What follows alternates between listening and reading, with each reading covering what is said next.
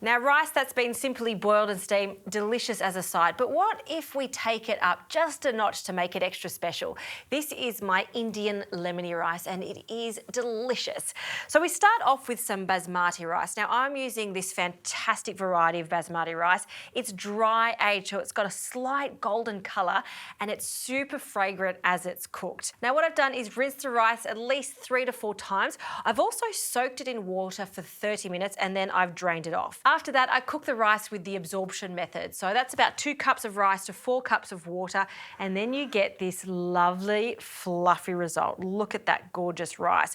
Now, I'm going to keep all of that steam in there to keep it warm while I get on to the other components that are going to go into our rice. So in a pan on a medium heat, I'm going to add 1 to 2 tablespoons of ghee. I love the flavour of ghee for this, and you can be quite generous with it and allow that to melt away.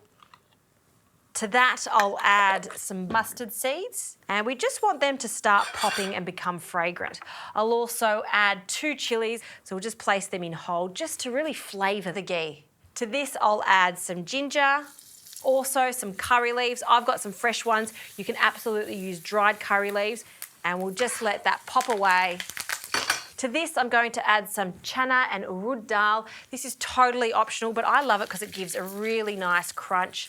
So we'll add that. You only need a tablespoon of each, and we'll give it a good mix. Now, this is going to cook for a few moments. While that's cooking, let's add some lemon juice to our rice. So you need juice of 1 whole lemon. Cut that in half, and I'll use my nifty juicer just to add to our lovely rice.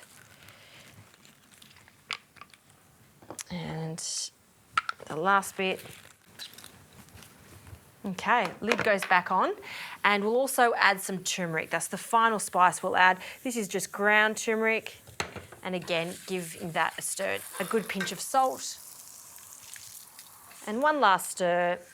We'll pour this straight over the top. And this is my favourite part, just fluffing up this gorgeous basmati rice. You can see how these grains have completely separated as they've cooked.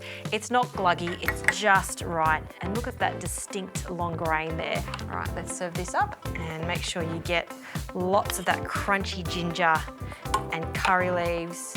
We'll pile that up. And for some extra crunch, I love the addition of peanuts. We'll just sprinkle them over the top. Some roasted peanuts, unsalted, and that is not your average basmati rice.